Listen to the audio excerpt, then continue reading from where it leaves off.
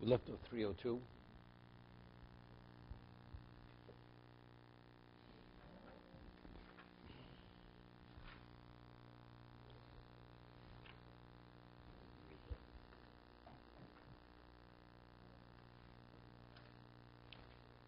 We left off with the Mechaber. It said, that, which is a Gemara, that a person comes upon a mes mitzvah, and he explains what's mes mitzvah, a person who has no one to attend to his burial needs.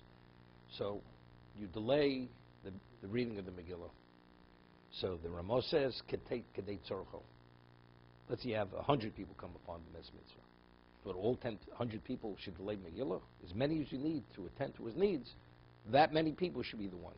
1 to 2, the others. Kedei Tzorcho. Ches miloshin ze mukach dafu be'ir sheish lo kovrim. Let's say it's in a community where there's a chevra kadisha, whatever it may be. Shuvein muto bebizoyin. So if that's the case, the body will not lie in disgrace. Vazrizus l'kovru kodem hurak to sevis kovad lo. But you find a person, call up the chevra kadisha, but by people being involved, that will expedite. So that will lessen the disgrace. Anything which contributes to a greater degree of honor, because he was in disgrace, that takes precedence over the reading of the Megillah. If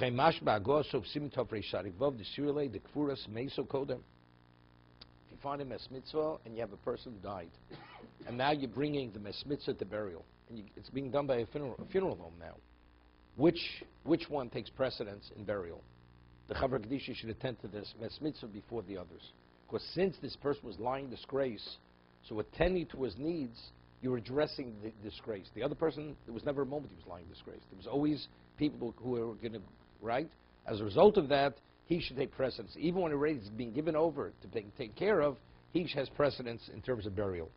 Av Mogan Avram Hevi B'Shem Kama Poskim, Tisfil Davka Mes Mitzvah Mamish Matzo B'Soda. We're not speaking of mes mitzvah, which it's in a community where there are no relatives, but there is a Chavra Kedisha. It's like, you have a burial, whatever burial society. They'll provide whatever is needed to cover the burial needs of a person who doesn't have family. A person who doesn't have family, according to what? It's a disgrace. It's a Rahmanis. I mean, you have to come on to this burial society. People get involved to take care of them. And other people, they have family to take care of. There was never a moment, there was ever a question. According to the first opinion, the one they would have put on, what's it called? That cemetery. Not Calvary. Whatever it is. Where they bury, these fine people in the street, they would bury him in Potter's Hill. Potter's Field. It's not, they would have put him on Potter's Field, not they're putting him in the Jewish cemetery. Right? So they found Jew, whatever it is, so now they're burying. Factually, it's a disgrace. So we're in the process of correcting the disgrace that they have. But a regular person dies or his family, we had his plot pre-purchased, so there was never a disgrace. But he cites the Mogan Avram. No, that's only when you find the mess out in the field. But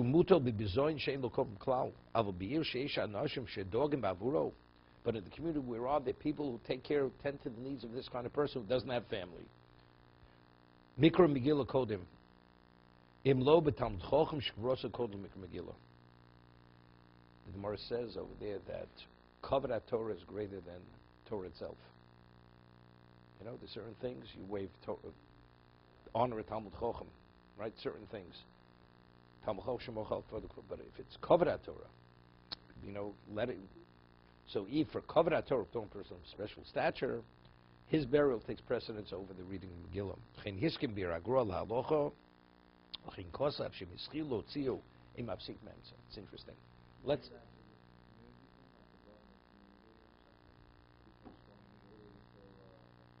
After the burial.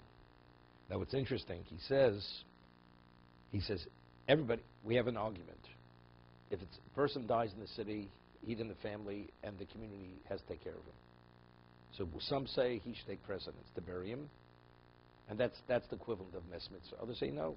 Since there is an organization that takes care of these kinds of people, that's not mes mitzvah.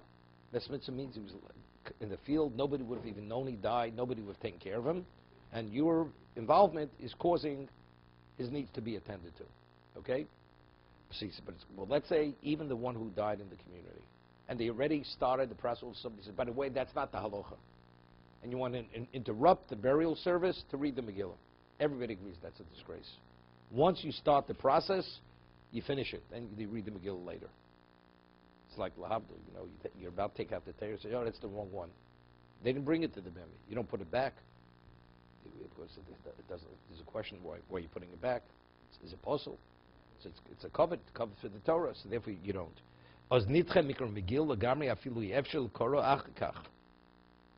Here, this is interesting. He says, then, what happens? You began the funeral. Originally, you thought you had enough time, and now you realize you don't have enough time to read the Megillah afterwards. Because the Ramah before said that if it's a question that you're going to actually, there's not enough time for both, you first read the Megillah, and then you attend to the needs of the burial needs of the mess. Right? That's what the Ramah said. Regular, mess mitzvah. Mess mitzvah, it's only if you can do both. But if you can't do both, first read the Megillah, and then you do the mess mitzvah afterwards. That's what the Ramah said. We're going to read it again today. Wait. Because you'll be able to attend to it. You'll do it. Because there's a delay. If you can do both, mess mitzvah should take precedence. Because you can do the Megillah afterwards.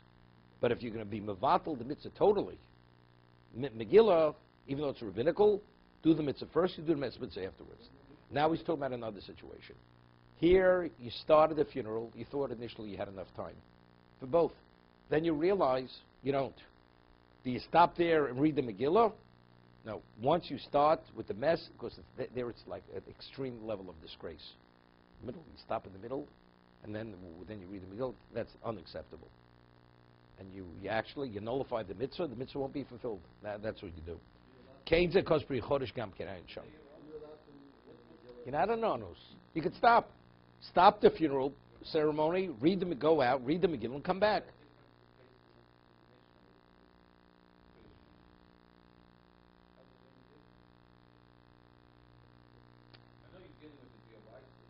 No, something else over there. The Mishnah in Brocha speaks about you have grave diggers. They start digging the grave, so they take turns digging. One goes out, says, but the other one continues to dig.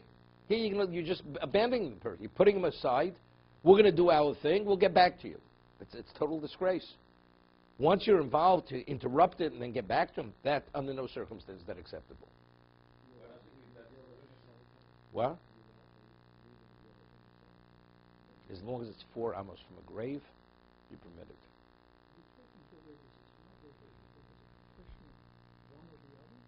Well, let's read the Ramah again. Let's read the Ramah again. Let's read the Ramah a little further. He says, that we say the burial of the Mess Mitzvah takes precedence over the Megillah, it's enough time for both, to bury the dead and read the Megillah. So we're only delaying the reading to attend to the needs of this Mess Mitzvah. You can't do both. It's one or the other, and we're speaking. It's only delaying the burial of the mess. Ein shum mitzvah d'oraisa nidches nei mikra Megillah. Aval imiyevshel laso shtein. No, you speak about yeah. No, wait, we're not talking about mess mitzvah. We're talking about anything else. Let's just mikra Megillah. We spoke about shluch hakan. Shluch hakan is a mitzvah d'oraisa. We said person didn't put on tefillin. And if he doesn't put on tefillin before, you put on tefillin, or you read the Megillah. If you put on the tefillin, there's not going to be enough time to read the Megillah before sundown. Right? You put on tefillin. What's going to be with the Megillah? Forget about tefillin. Right? So he says, when does Mess Mitzvah take precedence? You're going to bury the person. That's only if there's enough time to read it afterwards. If there's not enough time to read it afterwards, then you first read the Megillah, then you attend. But again, we speak at another case. There it's speaking to begin. Right?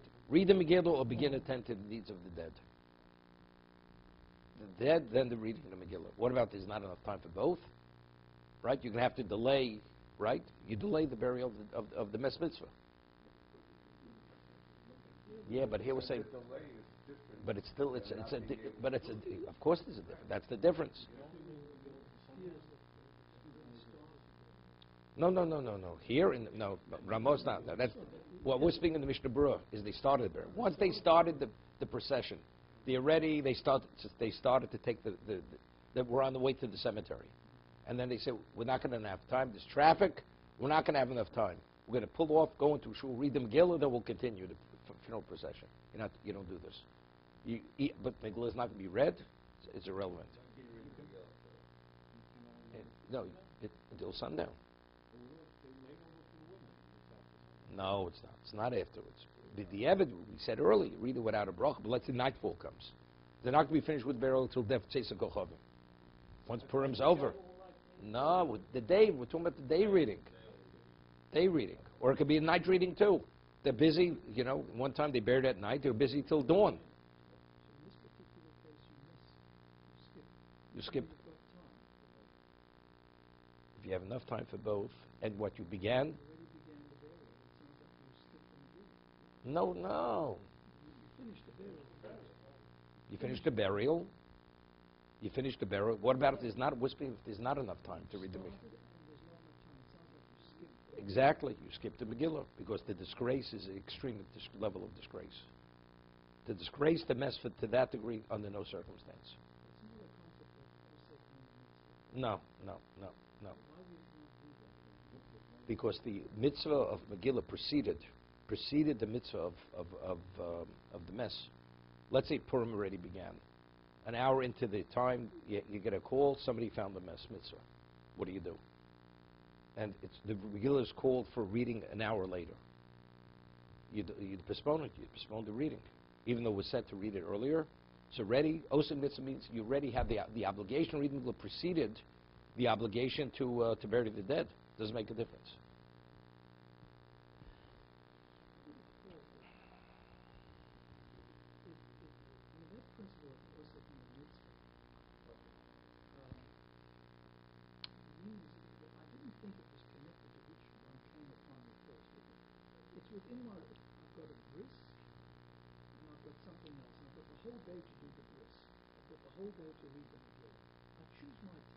Well, they both start at the same time. They both start at dawn, or they both start at sunup.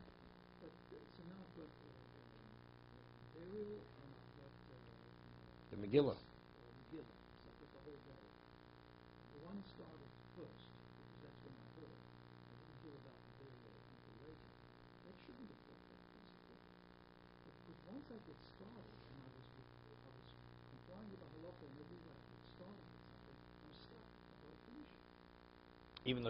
Even though it was based on a miscalculation. It was. You thought you had enough time.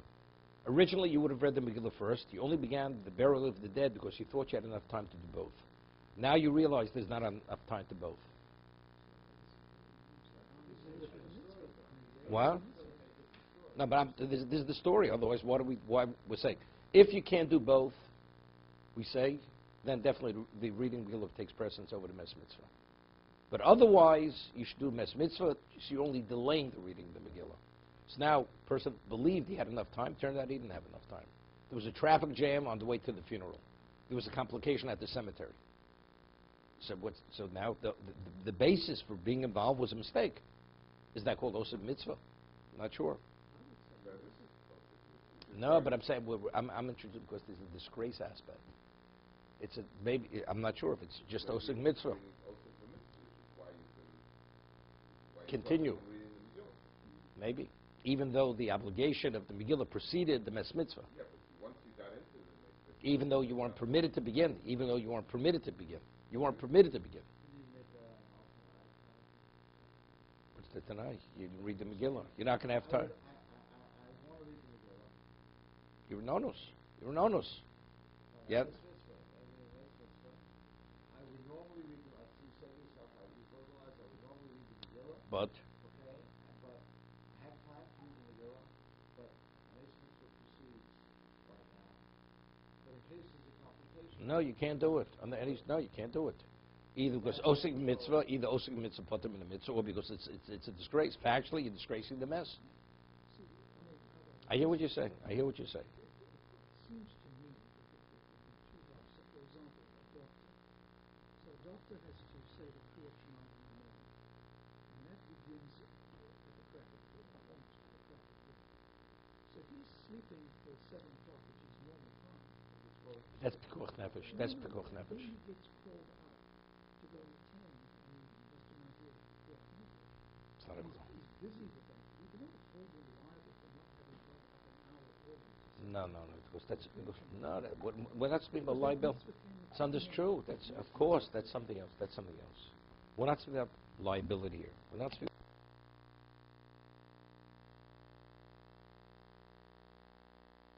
Already. We need another battery in there. There's another battery in the cabinet.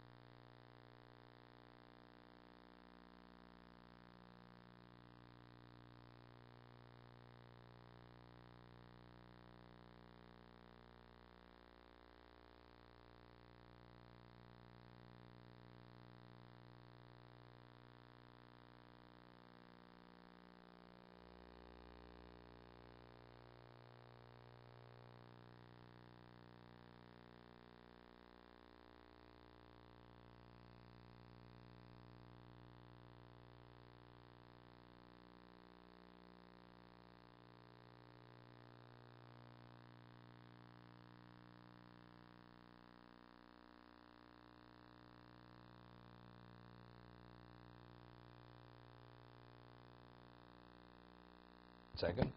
V'olim nogim lo mulkodem Megillah. He says, even though that should be the position, but the minog is not this way. We have a bris and shul before. Not talking about the Suda. We have the bris and shul before the reading of Megillah.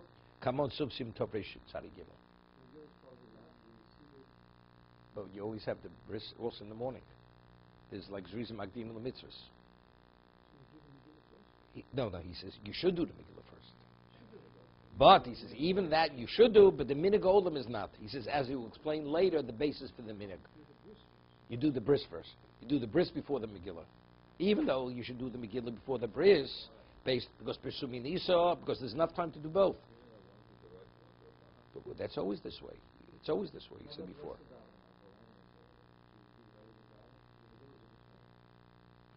Because that's again, it's not. You say Krishma before the Megillah, right? Let's see davening. There's enough time to daven later. Do you do Megillah before, right? There we're dealing with what's it? Todish and the Todi, the Rice Rabbanah. We're doing multiple things. You daven before. So the question is, do you do Milah before? Like you daven before the Megillah, right? So you do the Milah before the Megillah. Do you think Megillah out of its context in the normal order, and you just separated the day after the first? But in shul, right before Ashrei, before the end of davening. When do you do when you have a bris in shul? When do you do it? Very often. Sometimes they do it after Kriyas Torah. Usually just after that. Okay. Except for the... You're not going to have a suda here. You're not going to have a suda here anyway. On Yom Kippur, they usually have it before Musaf. That's when they do a bris on Yom Kippur, right?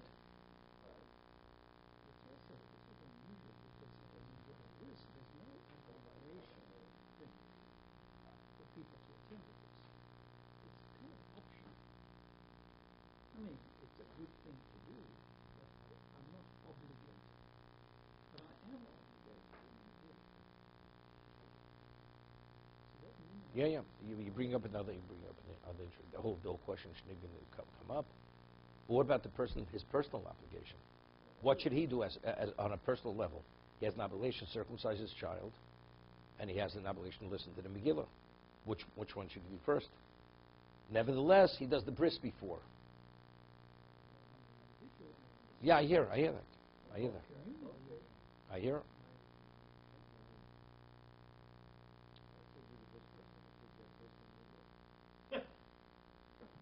Okay, and we'll have to take the child out.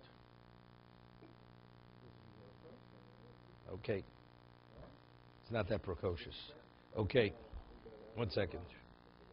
But if you cannot do both, you're going to actually, the mitzvah is not going to be fulfilled whatsoever. You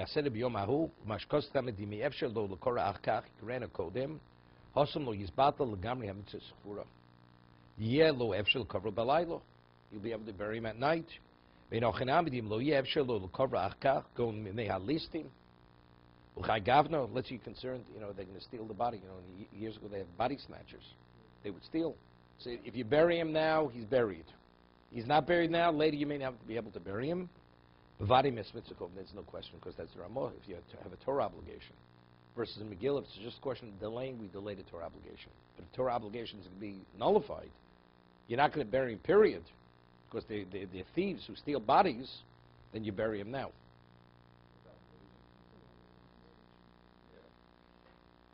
He's not saying rodents.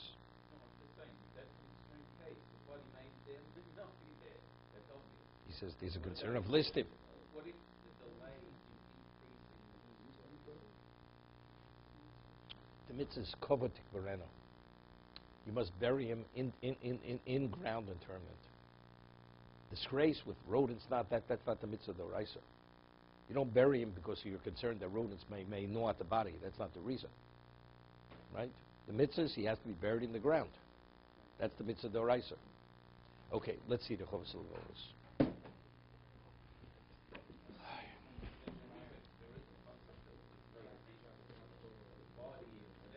Look, ultimately in the ground, the maggots are going to eat the body. Yeah, that's the lay. The tsar. Yeah, but if it's not a mitzvah, you have Kriyas Megillah before. What?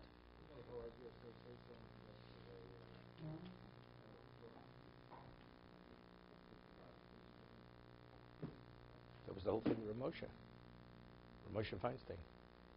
His funeral was on Shushan Purim, Yerushalayim. There's no question. It's Yom Tif. It's a Yom Tif. I think what's his name? You were there? So when did they what? They said, even though Purim was totally disrupted, they disrupted Purim, and whatever, right? It was the Godlador.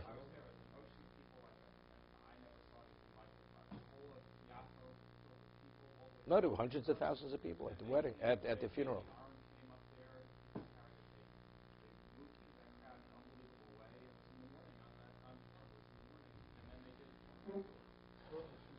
No, it's Yerushalayim. That's their Purim. That is their Purim.